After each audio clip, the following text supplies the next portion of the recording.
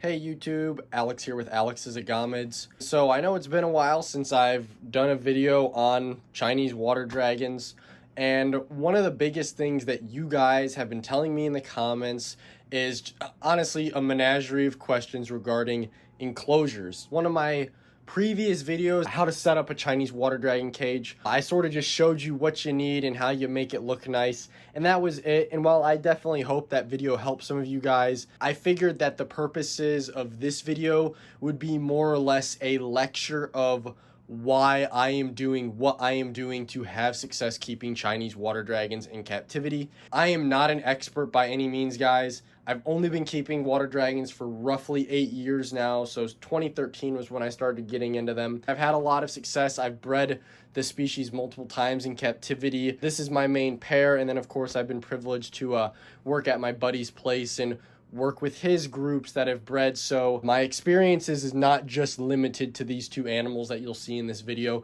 These are just my own personal dragons, and then I have worked with other specimens as well. With that in mind, as you guys know, this is my plywood enclosure. This is my PVC enclosure by Animal Plastics. You're getting a beautiful shot, both of the dragons. There's my male Ozzie, my female Harriet. The first thing that I wanted to cover was solid-sided enclosures. Let's take a look at my wooden cage right here.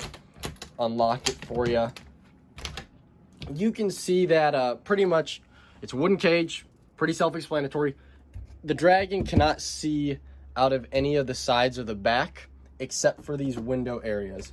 And so in a previous video, I did have these windows covered up. As you can see now, what I've done since is I've sort of pushed my decorations back.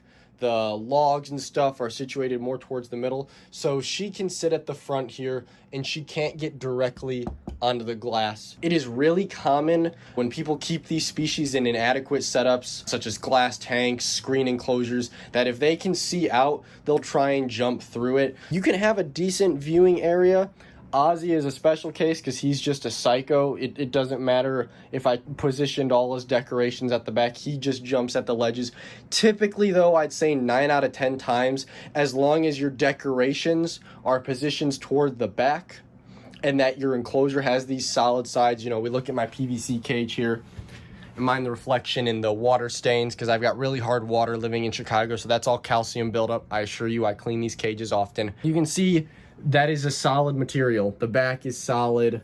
Looking down, I've got some cork bark. And the only viewing area is actually this section of glass. Back to pretty old Harriet though. Pretty much like I said, if you're gonna buy an enclosure, go for a PVC. The amount of money that I invested into this and the amount of success that I had short term, I mean, this is hands down, in my opinion, the way to house Chinese water dragons. Don't get me wrong, guys, this works beautifully. It's just the PVC works 10 times better. When you're picking out the enclosure for a water dragon, and I believe I said this in my setup video, don't use glass fish tanks and do not use screen cages. And I think I also mentioned, don't try and make a big cage by stacking a screen cage on a glass tank. That should be pretty self-explanatory. Glass and screen are pretty much crap. So then to combine them into a mega crap set, don't use glass or screen. Solid sided enclosures are super important. When you're raising babies, call me a hypocrite. I have raised babies in glass tanks. I just cover all the sides of the glass. It looks super ugly. It's not a pretty setup, but it works for the first 6 weeks. Then by the time they're a foot long, you can pretty much throw them in their adult setup and they'll be all happy-go-lucky. The other thing that I really wanted to emphasize for water dragons, and you'll see it more in the case with this Animal Plastics cage, is the fact that this species is semi-arboreal. But what I mean by that is while they are climbers, like I said, you saw Ozzie on the ledge earlier, Harriet's perching on her tree right now, these guys are not as arboreal as people make them out to be. I'm feeding them, I'll throw crickets on the ground, I'll throw earthworms, locusts, roaches in a bowl. You know, they like to hunt and forage on the ground. When I pair Ozzie with Harriet, they're always breeding on the ground. They like to run around. The species, I would personally consider them semi-arboreal. In the world of snakes, for instance, these guys are more or less a carpet python than a green tree python. They absolutely do require some climbing, like a little perches and whatnot, but they are not not like, say, a chameleon, which spends pretty much 90% of its life up in the trees. These guys are pretty much an all-terrain lizard. You can see in the case of Harriet's cage right here, I've got a big kitty litter pan filled with dirt. That's her nesting area. And then she's got all of this floor space to move around before it gets to the branches, and that's because she uses it. She's running around, she's swimming. If we look in Ozzie's cage over here, I'm gonna open up the door quickly. You can see, here's pretty boy Ozzie, all this floor space. This is a 6-foot cage for reference. And so you can see I've got branches, I've got this shelf, and even this shelf, guys, is roughly about, like, you know, if I do that, that's 9 inches. So the shelf comes out about a foot, and then it runs the entire length of the cage. So now he has 12 square feet of floor space and another 6 feet climbing space, right? You're giving him the ability to run around on these ledges. Okay, case in point, there he goes. So you can see giving them the space to run and move, in my opinion, is much more important than height. Ozzie, for reference, that shelf is 3 feet long and he's missing a tail. He's easily, I'd say, last time I measured him, he was like 24 inches. So if he had a full tail, he'd easily be like 2.5 feet. So as you can see with Ozzie, you know, he's using the height, definitely, but he's preferring to run back and forth. Same can be said about Harriet over there when she's on the ground. And then, of course, I'm not saying don't give them opportunities to climb. Climbing is important. They are semi-arboreal, but prioritize length over height. This species is going to thrive in, say, like in this case, this is a 6-foot long, 4-foot high cage. They will prefer that over a 4-foot long, 6-foot high cage. So that's just my 2 cents. At least solid sides and give them length as opposed to height. That was one of the biggest mistakes I made with her cage. Her cage is taller than Ozzie's. It's 5 foot high. If I could go back and scrap it, I would literally take this cage and turn it sideways. I'd keep it the same height, 4 foot, and I would have given her 5 feet of room. As you can imagine, I've only got 11 feet of wall here, so I'm working with what I've got. For those of you that are looking to build a cage or buy one, aim for length over height. So I realize I'm now switching topics. When you are giving these guys perches, we're gonna go back into Harriet's cage here. Make sure the branches, you've got different diameters. So if we look at Harriet, she's looking kind of fat right now because she just ate 3 big night crawlers for breakfast. You see how her legs are nice and full? She's got good muscle tone. The biggest key to that is providing different styles of branches. Guys, these animals are climbing on vines and rocks and shrubs. There's so much in the wild that they are interacting with. When you're keeping them in captivity, you have to mimic that. So you can see, I've got bigger, thicker logs right here. This is like her main basking branch. She gets right up here under the UVB light. But you can see I've also got thinner branches. I've got a thinner branch right here. I've got a really thin branch and I've got a piece of cork, and she will sit here and here. In fact, she was sitting right up here this morning. I've got big cork flats screwed into the side of the cage now, right? So now it's giving her different even perches, right? This area is a bit thicker. This area is a bit thinner. This area is really thin, and I've seen her crawl up it and then hop onto here, making them work their muscles. Like I said, they're not truly arboreal, but they do climb. And so you gotta make sure, one, exercise is healthy. You don't want your dragon to be fat and overweight. And then the other thing, of course, is I'd like to say it's some form of enrichment, making them work their toes and all their different muscles. You're making them bask. You're making them climb down to soak. You're giving them just different textures and stuff to feel. Whether or not they care, I honestly have no clue. But I can tell you, if you can mimic nature that way, your dragons are going to thrive. Like I said, Harriet, she's coming up on almost 9 years old, and she still breeds. I am yet to find somebody that has a water dragon that is Harriet's age that even looks as close to as good as her. Not to toot my own horn, but I will say it, like, she's perfect. I'm yet to see it. Of course, I'm saying this and filming as she's shedding, so her colors are even duller. I'm hoping the camera's picking it up all right. But she's a pretty awesome lizard. And I definitely think by giving her different options to climb, different basking zones, which I'll get into momentarily, it just leads to a much healthier, in both physically and I'd like to say mentally, healthy dragon, if that makes sense. Maybe my blabbering and lecturing now is starting to get to you guys and you think I'm just some crazy young person who's just one of those stupid pet tubers. I assure you guys, like, my success with this species is not because dumb luck. I've spent a lot of time researching them, keeping and breeding them, and working, like I said, with animals aside from these two. I'm not gonna be a, biased individual and only share with you information that I have collected from these two lizards. I've worked with plenty of other water dragons. As I was saying, though, you want to give different basking areas, and one of the most underappreciated aspects of keeping Chinese water dragons is the lighting.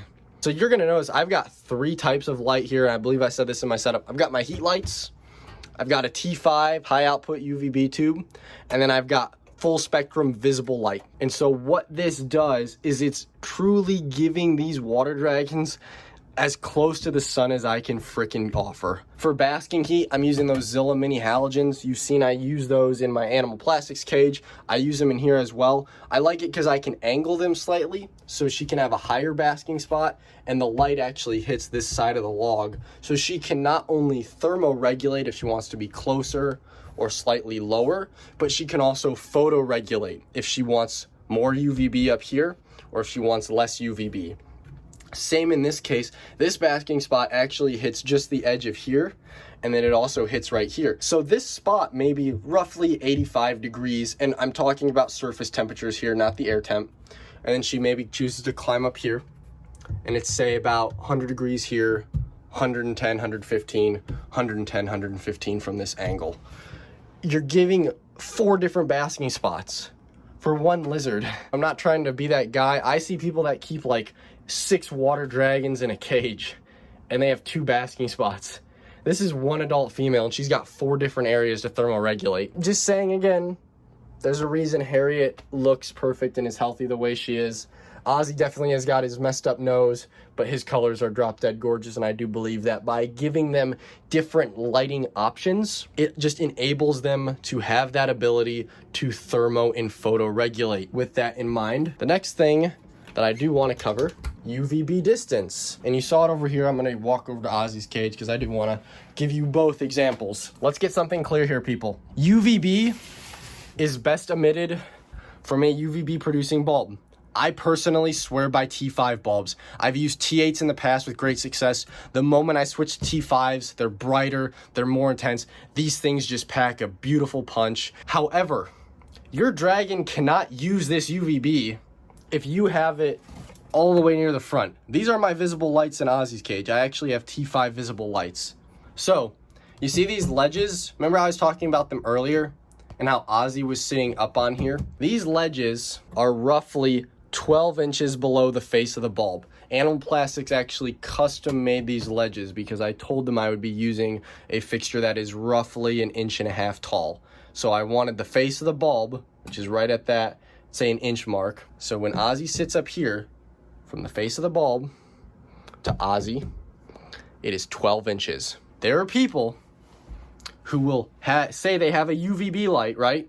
And they put their UVB light only across the front. And then they wonder why their dragons don't have a gorgeous green color like Ozzie here, right? I mean, look at his stripes. He's super pretty. Missing some spines, but that's an imperfect boy he is. And so when you're setting up your lighting, it is just so important that they can get within distance of this UVB. I'm guilty of it. Like, call me a hypocrite. I remember when I first set up my old plywood cage, I threw my UVB lights right at the front. My lizard couldn't get anywhere near it.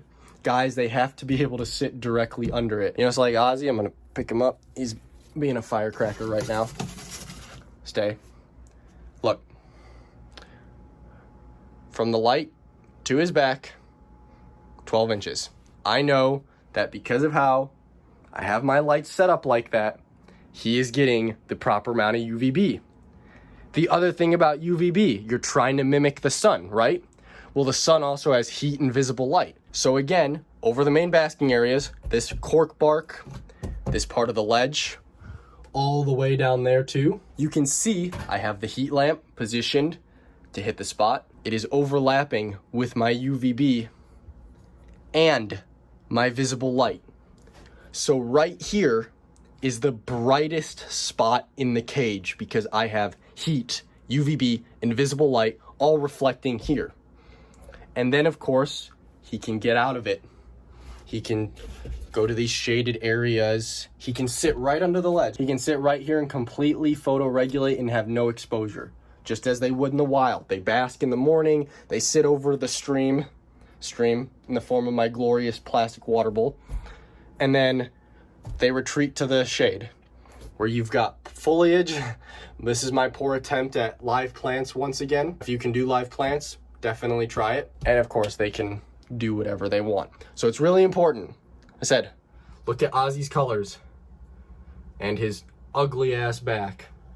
That's what happens when you don't offer UVB and humidity, and that's from losing spikes and bad shed. He's obviously better now, even if he is quite cantankerous. But heat, UVB, UVA, basking spot. And now he's trying to come out. Go over there, buddy. See? A perfect representation of what they would be doing in the morning. All right, I'm gonna shut this. Just for reference, guys, I am doing the same thing over in my plywood enclosure. If we look, basking spot, heat, UVB, UVA, all hitting the basking spots. Same thing over here. Heat, UVB, UVA, hitting the basking spots. And then of course, Harriet here has the ability to go to lower areas where it's shadier and she can get away from the UVB and the brighter areas of visible light. I am working on growing out some more plants for her. In fact, I have a cutting right up here. So I do apologize if her cage looks super minimalistic right now. My end goal plan is to take some of these hooks, screw them to the top of the cage like right here, and hang some pothos so that way she can't trample them and I can get live plants. Because as you guys know, and I've said this in past videos, these guys like it ridiculously humid. You want to be like walking into a sauna every time you open those doors. Live plants help out with that. The other thing that I do want to go over, since we're now talking about heat, is to have your probe set up correctly. You saw sort of under the ledge I had Ozzie's sensor. Here is Harriet's probe readout. So as you can see, it's drier because I just had the door open, and it's reading it's 81 degrees, right? Granted, I had the door open, so of course it's colder than I would like. And I actually learned this from JTB Reptiles about monitoring ambient temp. So if you want to know about the science of reptile heating, check out his channel. I'll leave a link in the description below. Joseph Barbrin, he's the guy running it. Pretty cool dude over in the UK. I have my thermometer sensor hanging in the shade away from any of the light, and it's telling me that it's 81 degrees. You're probably wondering, why the hell do I have it there? And I explained this in my temperature setup video, but pretty much the best way to monitor the temperature of the air in the enclosure is to put your probe in the shadiest spot. And just it's dangling in the air right now, right? Like it's not touching anything. It is telling me the air, humidity, and heat in this cage. And right now, since I've had the door open, the air in here has cooled off to 81 degrees, and it is roughly 70% humidity. Water dragons like it a lot warmer and humid than that. On a good day, I like to have the air be about 84, maybe 85 to 86. And then I try to keep that humidity as close to 80% as possible. So when you're monitoring your temperatures, obviously, if I go over here quickly and I grab my little temp gun, you've seen this tool, I can see, okay, right here, the surface temperature under the light is roughly 94 degrees if the camera would focus. Right here, about 109. This one is almost 82 degrees. So if I had the probe sitting there, it would give me a false reading.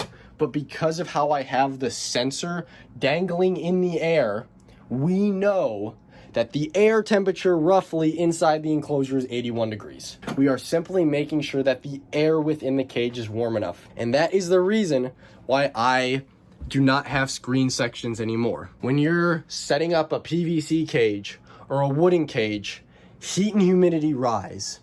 Now, if you remember, I used to have screen cutouts before I replaced this top. All that heat and humidity went out. And yeah, it worked. And my lizard, you know, Harriet, she was definitely surviving. Overnight, the moment I switched to an internal lighting rig, retained heat and humidity, she is thriving. They want hot and humid air.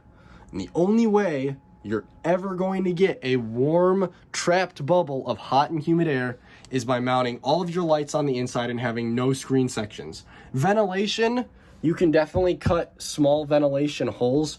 I won't lie, guys, I get enough ventilation and air exchange just from these slits in the door, and I'm opening this door twice a day to mist her, change water, because they regularly poop in their water. So I assure you this cage gets plenty of air exchange. On PVC enclosures or specialty made enclosures, such as my animal plastics, ventilation is done in the form of slits. Ventilation is definitely important, especially in a PVC cage like this, where it is very well insulated. I'm touching the ceiling right now and it is hot because all that heat and humidity is building up and rising.